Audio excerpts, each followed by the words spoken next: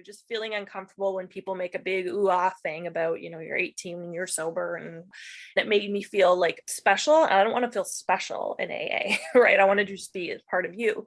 Afterwards, I got thinking about it, and after 24 years, I hadn't realized how I was actually helping this continue on because I just said mine and left it. I never asked them what their sobriety date was. I kept it about me, and I didn't go, okay, and how about you? How about you? And put it back out.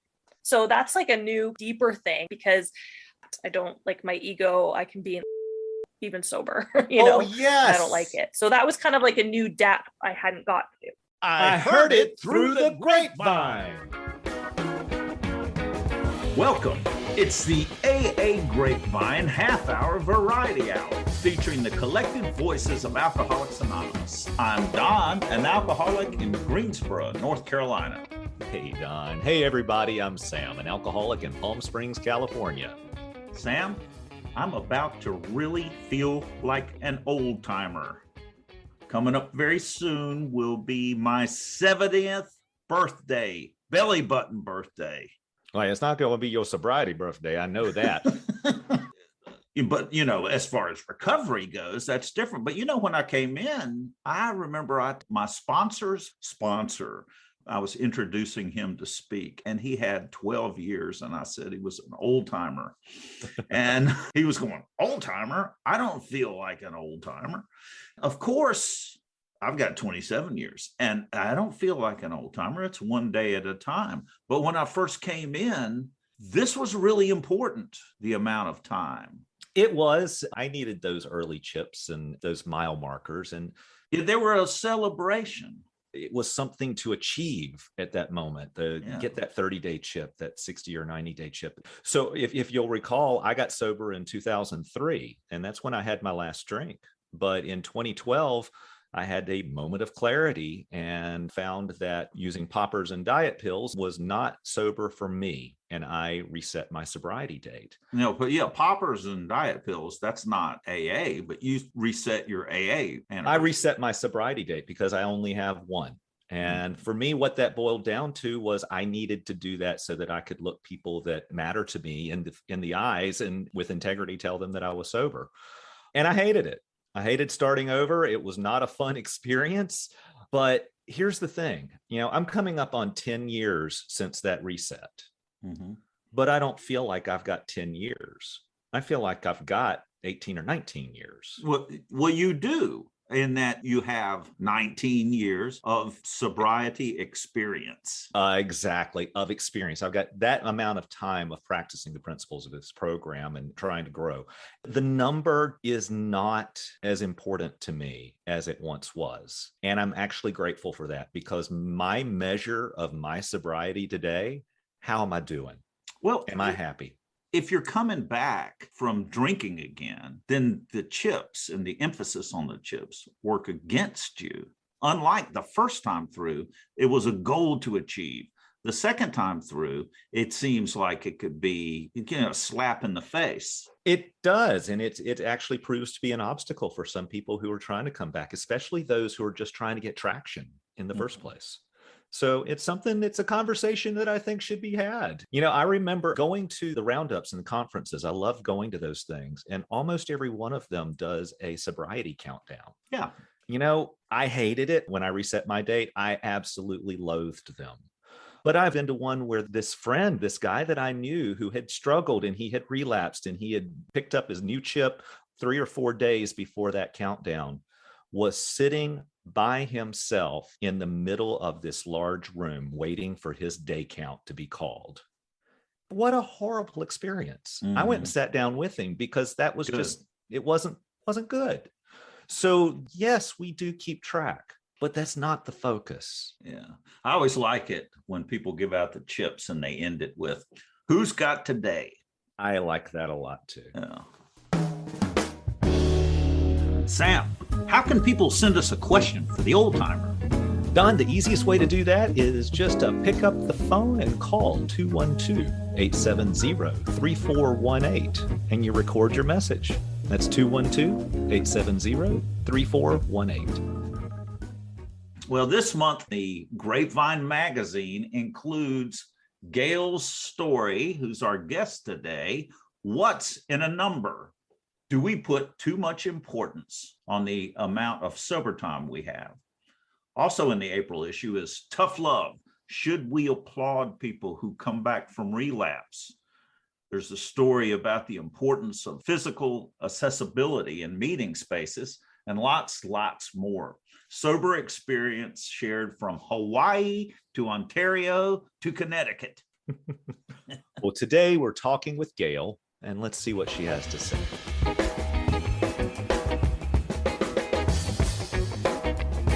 Hi friends, I'm alcoholic Gail from Burlington, Ontario, and my home group is the New Freedom Group. I hesitate to ask, but when did you get sober? I got sober in August 6th, 1997. You wrote an article for the Grapevine. And so what's in a number? Do we sometimes put too much importance on the amount of sober time we have? Let me read this last paragraph. So I say, forget the number of years sober. The number belongs to AA to show that the program works. But where we are today and what we do with those hours is our responsibility. Wow, that sounds really smart. I love it. I love you. Yes, I do agree with that. Yeah, I wasn't even legal to drink here in Canada. It's 19 and I was 18 when I got sober. So when people respond to me, I get a lot of the oohs and ahs, and it makes me very uncomfortable, actually. I've had it where people get mad because they haven't had that experience. And they get mad. Why? Because they were drinking when they had children and when they were older. So what I learned is that's them. Like I used to be like, oh, okay, I'm sorry.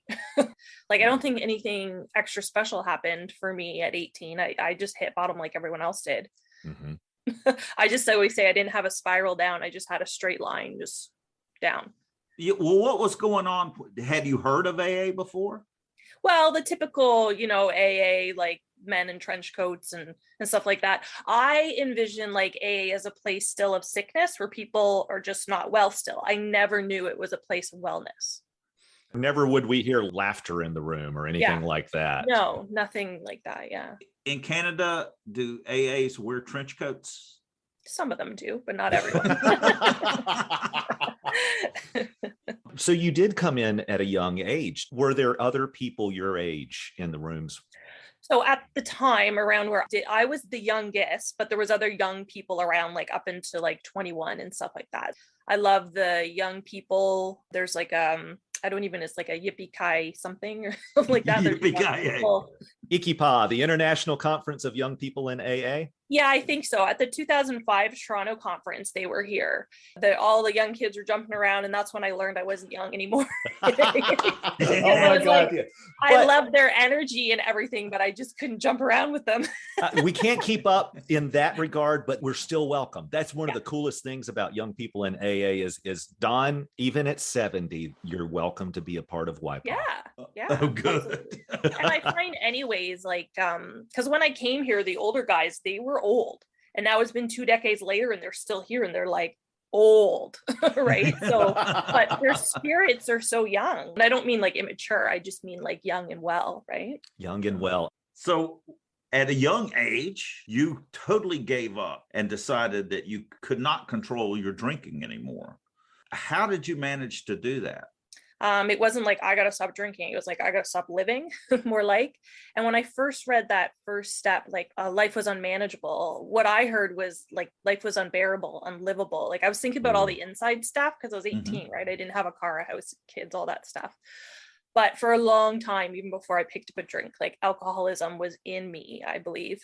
Restless, irritable, discontent. When I read that in the big book, that's like my first memory. I don't ever recall not feeling that way. And that's even before drinking. So I was so unwell that I didn't realize that drinking was a thing that was like keeping it going and not allowing me to get well at all. So it was more not knowing how to be and not realizing that drinking was stopping me from learning how to be until I went to a treatment center. And then I started being able to relate to the things that people were saying when they could articulate what I could not at that time.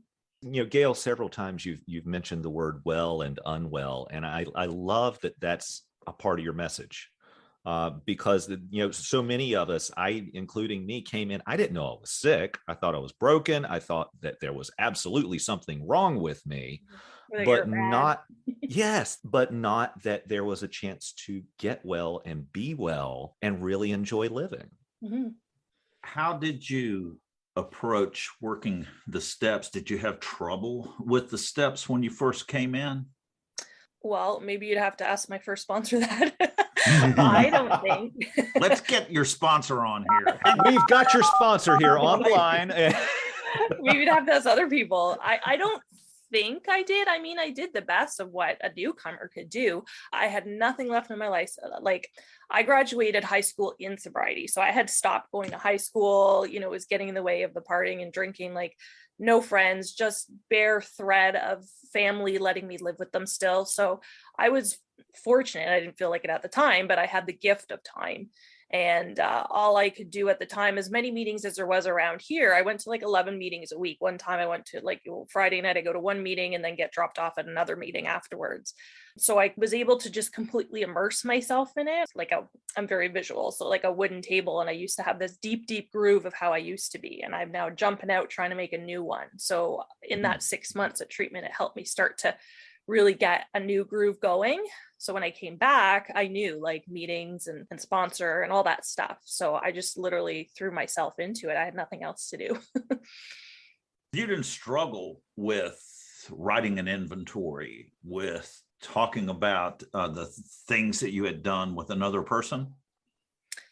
I don't think I struggled with it. I was able to do the best I could at the time. I could go as far as like how many layers down, and just sort of admitting a lot of the surface things. And it wasn't until later on the years where, my sponsor would have to ask why. We go like 3 layers of why down. No, I don't know. You know what? Someone early on had said to me, I was sharing in a meeting and I was just like, I didn't know I was recycling these words. I was just like, oh, if I drink again, I'll die, and I don't want to die. And he said, you say this, but realistically, let's think what's going to happen. If you take a drink, you're going to drop dead right there. And I was like, well, probably not.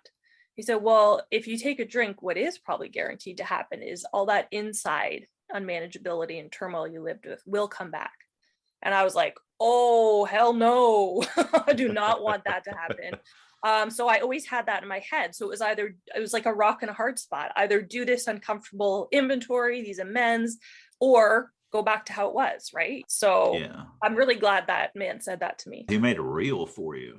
Indeed. Yeah. And that's that thing that was impossible for me to see when I was still drinking, because drinking felt like the solution. It felt like it was making things tolerable. So I couldn't even begin to make that choice. I didn't like the expression "to drink is to die" at all. And I thought it was hyperbole. And I kind of thought it was like gaslighting in AA. It's like making this really scary so that I will quit drinking. I didn't trust it. I love the explanation that you shared with that, Gail, because I think that that's probably a common experience for most of us. Also, too, like realistically, if I'm being honest, death didn't scare me. But misery. I would have guidance counselors in my school saying, if you keep going this way, you're going to die. And I would appropriately cry, oh, okay. But really inside, that didn't scare me. That sounded like another solution to the pain, right? So, but to continue living that way, no thanks. Like I know they say there's 3 things for alcoholics, but I always say there's 4. So there's jails, there's death, there's institutions, and then my one, I always say there's the living dead. And that would be me as a dry drunk or drinking and still being physically alive again. And I'm like, no, thank you. Well, what is it like today? What is it like today? Well, I no longer waking up being disappointed that I slept through and made it through the night. I used to do that. I don't have that worry. I have so many real, true connections. Like before I couldn't do that. People would say, oh, look at the beautiful sunset or the things. And I could see they felt that inside and I respond appropriately again. Oh yeah, beautiful. But it didn't like stick to me inside. Yeah, we're great actors, aren't we? Yeah, but now I do, like I have that. And I don't just have it when I'm talking to you guys or at a meeting, like I have it alone by myself. I still feel that it's real, it's true. I've been able to become a mother 3 times over to 3 boys and get married. And you know what? When I was drinking, I had like one long weekend of memories that just repeated over and over again. But I have 24 years of experiences and goals and things that I've done and people I've met and places I've gone to. Like, I've been able to live a life. I've had way more stuff happen in sobriety than in drinking. I mistakenly thought that, oh, I'm in AA, like these life things won't affect me at all or as much because I got, higher power, big book, meeting, sponsor. And that is not the case. So the principles and the skills that the program has taught me has helped me in other places in my life, like literally saved my life, mental health struggles, career decisions, child rearing, all that stuff. It gave me a basis. As simple as I was thinking today when I had my first, I didn't know what to do. What did I do? I reached out and found other people who had first children the same age and found a fellowship. I wonder where I learned that from, right? Yeah. When I was having a hard time, mental health, hard time last year, really, really bad, really, really dark, had never experienced that before. And I just kept trying different things, outside help, all the things. And I kept what I felt not working. And there was this little voice in my head that said, keep doing it till it works, keep doing it, like keep until the miracle happens. You know what I mean? So like it really has infiltrated its way into all places in my life. That's it. That's experience speaking and not giving up. It's easier for me now when I go into like what I call the valley of despair. If something hits me and it just seems like there's no end to this, and I can't stand this feeling, I can't get out of it, and I've got it to where I've gone, I don't feel a connection to a higher power, AA is not working, yet I will not give up on AA. I'll not give up on my morning prayer and meditation, and I'll not give up on my gratitude list that I write every day and share with my sponsees, because I know that these things work. It's happened before a couple of times in times of great pain, and I've gotten through it. So have you got an example of getting through something using the tools of recovery now? Well, I guess my most recent one, was my hardest time last year.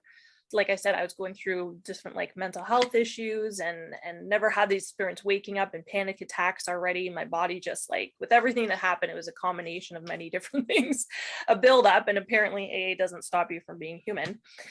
Me as a human. So it was that I had become actually very like suicidal in my thoughts and just how I was thinking, how I was feeling, like how I felt so heavy and down and stuff.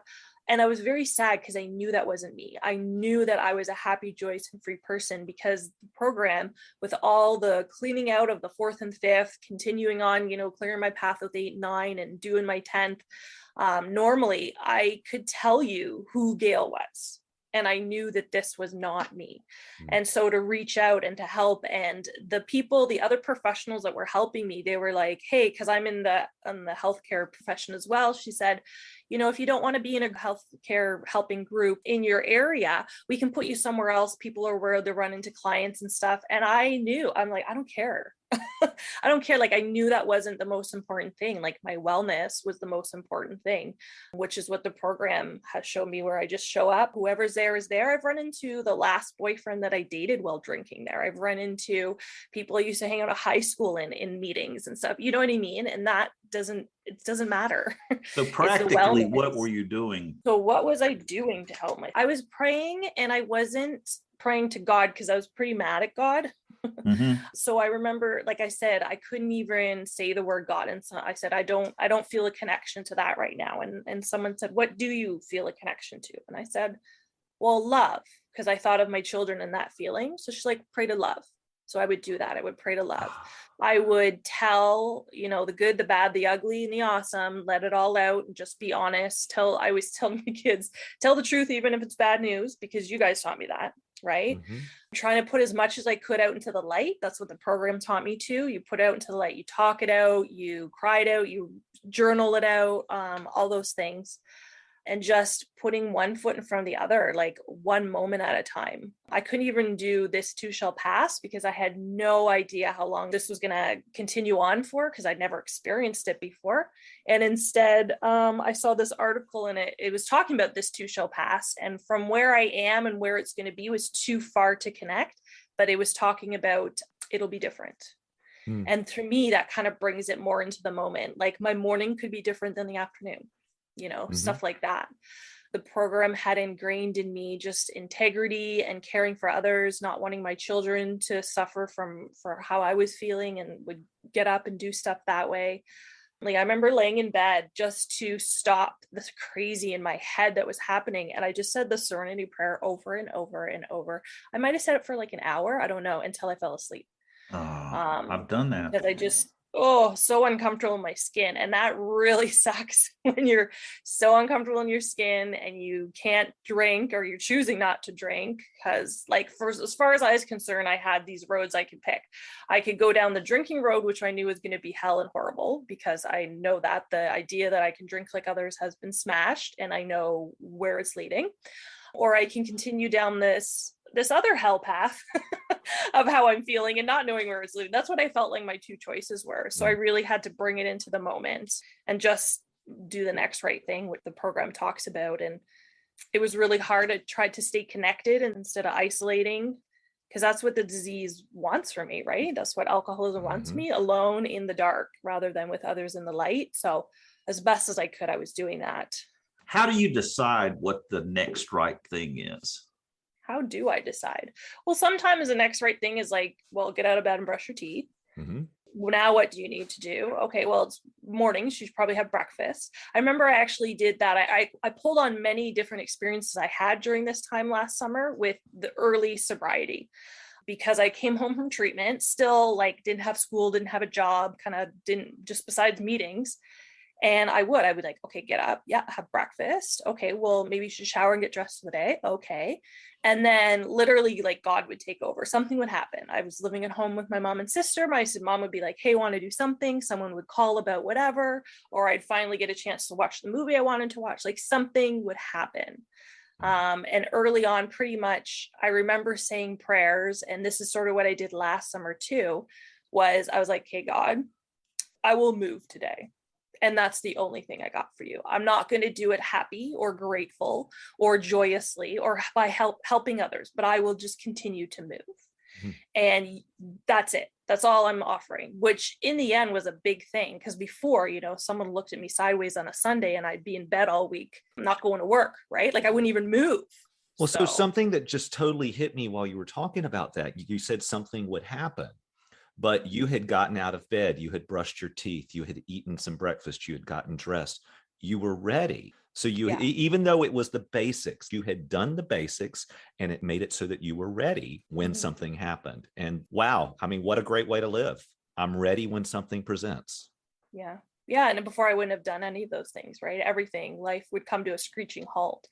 So if you're ever in a place where you're like, I'm just, all I got for you, God, is I'm going to move. Like I said, I wasn't even going to be a nice person about it. I was like, I'm not going to be nice and friendly. I'm just going to move. Right. Yeah.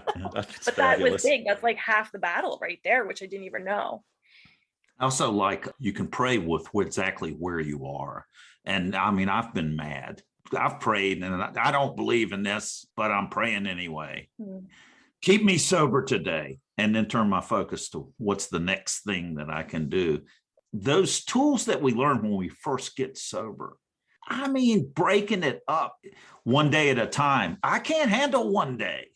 I'm going to break it up into 1 minute at a time. I remember that. I could barely get through an hour. I felt like I was going to blow up when I first quit drinking.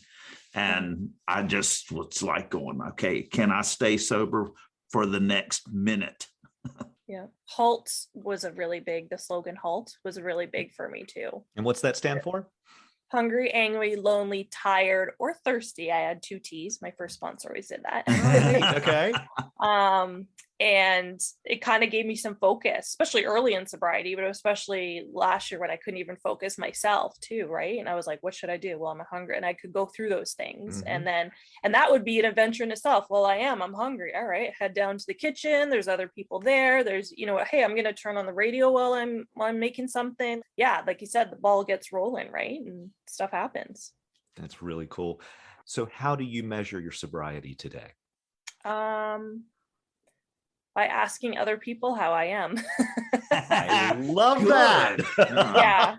It's true. I learned that from my mom and sister. The first year I was like getting my car and moving out. And I was like, that was like the best year. And I was living with them and finally moved out. And they said that was the worst time living with you.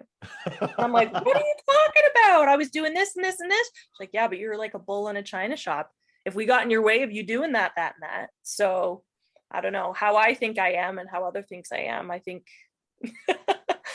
Anne Lamott says when people ask her how she's doing, I'm doing a lot better than I think I am. Yeah, and even that too. Yeah. Indeed.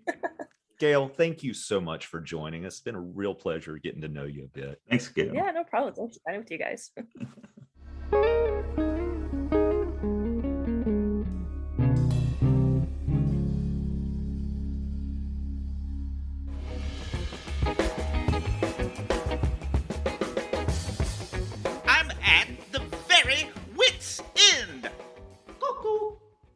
Welcome. How may I help you? Hey, can I have a cheeseburger and some fries? Shh, sir, this is a library. Oh, I'm sorry. Can I have a cheeseburger and some fries?